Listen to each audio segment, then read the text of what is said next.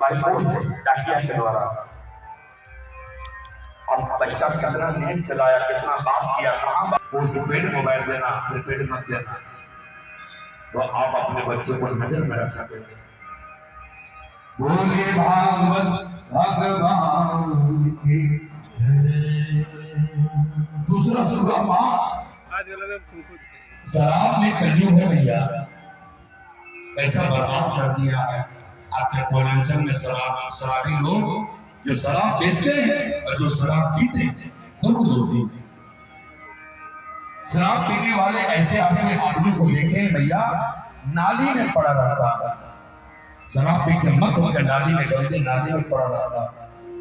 मदिरा में मद के रूप में अनाज सड़ा गला करके कितना जीव, कितना जंतु, कितना कीड़ा मकोड़ा मर जाता है, तब जाकर के एक शीशी शराब बनता है।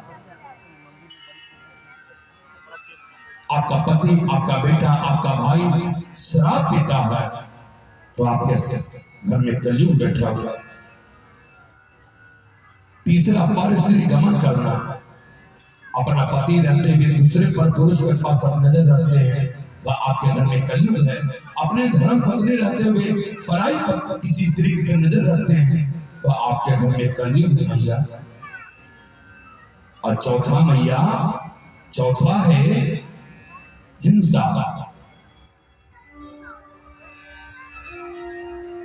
हिंसा करना, मुर्गे को काट को खा जाना, बकरे को काट के खा जाना। ये जहां हिंसा होती है ना, उस घर में भी कलयुग है। ये 4 जगह दे दिया जाता, जुआ, शराब, परस्त्री गमन करना और मांस मदिरा पीना। ये चारों जगह गंदा है भैया, और इन्हीं चारों जगह में कलयुग का वास दे दिया। तो राजा परीक्षित जब ये चारों जगह दे दिया ना, तो कलयुग ने सोचा राजा परीक्षित न शराब पीते हैं, न जुआ खेलते हैं, न परस्त्री गमन करते हैं, न मांस खाते हैं, तो ऐसा राज में रहने का क्या अधिकार। तो उन्होंने कहा कि कोई अच्छा जगह दे दीजिए ना, ये चारों जगह तो गंदा है। तो राजा परीक्षित का मर्द भ्रष्ट हो गया ना भैया। एक तो जरासंध का मुकुट था और ऊपर से कलयुग ने छू लिया, बुद्धि बिगड़ गई। तो ना जाने उसके मुख से निकल गया क्या, सोने में तुम गोल्ड, सोना में स्वर्ण में तुम्हारा वास है। और वही सोना का मुकुट था भैया, कलयुग है ना, प्रवेश कर गया उसी मुकुट में। राजा परीक्षित का मुकुट और मति भ्रष्ट हो गया,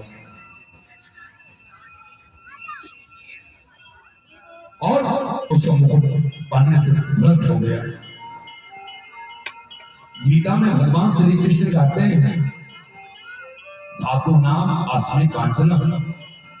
संसार में जितनी धातु है भैया, सोने में वास करता भगवान सोने में विराजमान होते हैं। आपने शालिग्राम देखा है, 1 नंबर शालिग्राम में ना बीच में सोना होता है। हिरण्यगर्भ जिसके पेट में सोना है, जब भगवान सोने में वास करते हैं तो फिर तो ध्यान से सुनना, किसी भी प्राणी का हिंसा नहीं करके, सता करके, डरा करके, परिश्रम से कमाया हुआ जो सोना है, चांदी है, रुपया है, पैसा है, उसमें मेरे लक्ष्मी नारायण का वास है। किसी को सता के नहीं, परिश्रम से, मेहनत से, ईमानदारी से कमाया हुआ जो सोना है, रुपया है, पैसा है, उसमें भगवान का वास है। और लोगों को सता के, डरा करके, है ना, जो कमाया हुआ सोना है भैया, उसमें कलयुग का वास है। और राजा परीक्षित का मुकुट पांडव का नहीं था, जरासंध का था। जरासंध 1 नंबर का पापी आता था ही राजा था। वही मुकुट में कलयुग बैठ गया भैया। वो राजा जंगल चला गया और जंगल में जाकर के ना एक उच्च कोटि के संत थे, समीप ऋषि, बड़े उच्च कोटि के, और समाधि में बैठे थे। एक तेजस्वी संत है भैया, समीप ऋषि समाधि में बैठे थे। राजा परीक्षित को प्यास लगी, जाकर के बोला, अरे महात्मा जल पिलाओ। हम भारत के चक्रवर्ती सम्राट राजा परीक्षित हैं। अरे सुनते नहीं क्या, हमें भूख लगी है, कुछ खाने को दो। वो ऋषि को भैया भगवान के समाधि में था, उसे क्या पता, उस ऋषि को कुछ मालूम नहीं। राजा ने कहा ये ढोंगी महात्मा है, तिलक छोटा लगा करके आंख बंद करके नौटंकी करता है। एक काला नाग सामने पड़ा था भैया, मुझे देख करके आंख नहीं खुलता है। एक मरा हुआ काला नाग पड़ा था। राजा ने उस मरे हुए सांप को लेकर के ऋषि के गले में डाल दिया और वहां से चले गए। थोड़ी देर में श्रृंगी ऋषि आए, समाधि में लीन पिता के गले में मरा हुआ सर्प देखा। ये दृष्टा किसने की? मेरे पिता के गले में मरा हुआ सर्प किसने पहनाया? छोटे छोटे ऋषि गोपाल ने कहा, महाराज राजा परीक्षित आए थे, आपके पिता से भोजन की याचना की, इनसे कोई उत्तर नहीं मिला तो उन्होंने मरा हुआ सर्प आपके पिताजी के गले में पहना के चल दिया। और समीक ऋषि का पुत्र भैया श्रृंगी ऋषि ब्रह्मचारी सन्यासी और 7 साल का बच्चा का क्रोध भड़क गया। मेरे पिता के गले में उसने सर्प डाला और उसी समय भैया हाथ में और 7 साल का बाल ब्रह्मचारी श्रृंगी ऋषि ने गंगा जल लेकर के श्राप दे दिया। आज से ठीक 7वें दिन राजा परीक्षित को तक्षक जस लेगा, उसकी अकाल मृत्यु हो जाएगी। उन्हें भारत का सम्राट होने का इतना बड़ा गर्व और वाणी रूपी श्राप वो बाण चला दिया भैया। और जो तीर कमान से निकल गया वो लौट के नहीं आ सकता। आपके घर में ना अगर काला नाग किसी व्यक्ति को काट ले तो बच सकता है भैया, लेकिन काला नाग का बच्चा अगर काट लेना तो उसका बचने का संभावना बड़ा कम रहता है। समीक ऋषि का पुत्र बाल ब्रह्मचारी और उन्होंने श्राप दे दिया, वो 7वें दिन मरेगा तो मरेगा, कोई काट नहीं सकता।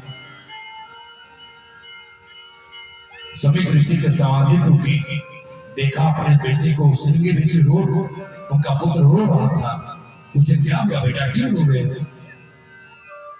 तो श्रृंगी ऋषि ने कहा, पिताजी आपके गले में राजा परीक्षित आए थे, मरा हुआ काला नाग डाल दिया, मैंने ऐसा श्राप दिया है ना, आज से 7वें दिन तक्षक डसने से उसके अकाल मृत्यु हो जाएगा।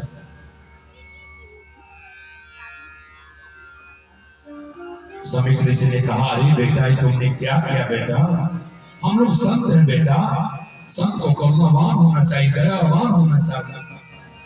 हमारे दरवाजे पे राजा आए थे, राजा हमारी रक्षा करते हैं, हमारे पालन करते हैं, पोषण करते हैं, हमारे दरवाजे पे आए थे, उन्हें पानी दूध फल देना चाहिए था, लेकिन मैं समाधि में बैठा था।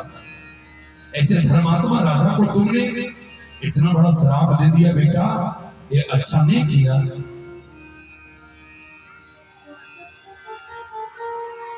लेकिन जो बात हो गई तो हो गई भैया। समीक ऋषि ने तुरंत अपने गौर के नाम के शिष्य को बुलाया और बोला, जाओ राजा परीक्षित को सूचना दो, आज से 7वें दिन मेरे नादान पुत्र ने उन्हें तक्षक डसने से अकाल मृत्यु का श्राप दे दिया, हो सके तो अपनी मृत्यु का उपाय खोज ले। राजा परीक्षित को सूचना दिया कि हे राजा, समीक ऋषि के पुत्र श्रृंगी ऋषि ने आपको ठीक 7वें दिन तक्षक डसने से अकाल मृत्यु हो जाएगी, आप अपनी मुक्ति का रास्ता खोज लीजिए।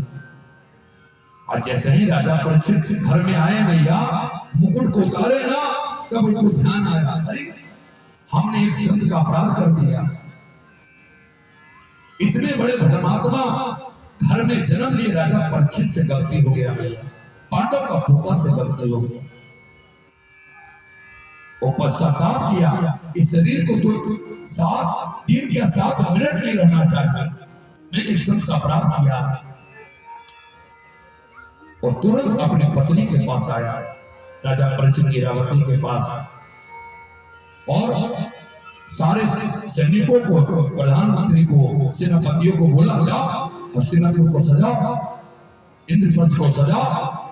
उसकी पत्नी ने पूछा, क्या आज इंद्रप्रस्थ हस्तिनापुर क्यों सज रही है? राजा परीक्षित अपनी पत्नी के पास आया और बोला, देवी मैं तुम्हें दुनिया का सबसे बड़ा आश्चर्य सुनाना चाहता हूं, ध्यान से सुनना मैया। राजा परीक्षित ने कहा, मैं आज आपको दुनिया का आश्चर्य बताना चाहता हूं देवी, आज तक कभी तुमने किसी से नहीं सुना होगा। महारानी ने पूछा, कैसा आश्चर्य? तो उन्होंने कहा, मैं अपनी छाती पे हाथ धर के दावे के साथ कहता हूं, 7 दिन से पहले मेरी मृत्यु नहीं हो सकती, 7 दिन से पहले मैं मर नहीं सकता, मेरी मृत्यु नहीं हो सकती। ऐसा कहने वाला इससे बड़ा आश्चर्य दुनिया में कोई है भैया? हम यहाँ बैठे हैं, अभी 6:15 हो रही है, आपको 6:30 बजे तक हम कथा सुना पाएंगे ना? इसका गारंटी हमारे पास नहीं।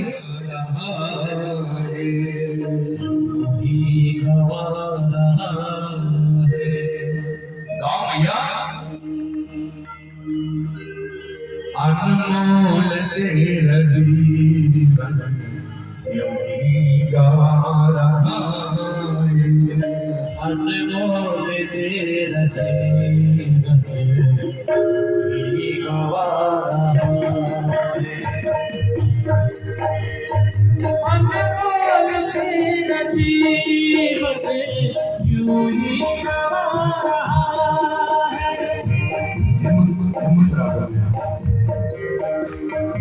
अफसोस मोड़ मने को, अफसोस मोड़ मने को, मुद्दत से सो रहा है।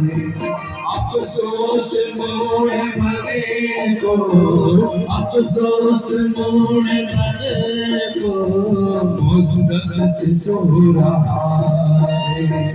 अफसोस मोड़ मने को, अफसोस मुद्दत से सो रहा, सोचा नहीं कि धरे में, सोचा नहीं धरे में अंधेरा हो रहा है, सोचा नहीं धरे में अंधेरा हो रहा है। अफसोस मोड़ मने को, अफसोस मोड़ मने को, मुद्दत से सो रहा, अफसोस मोड़ मने को, अफसोस हो रहा है। हरि बोल।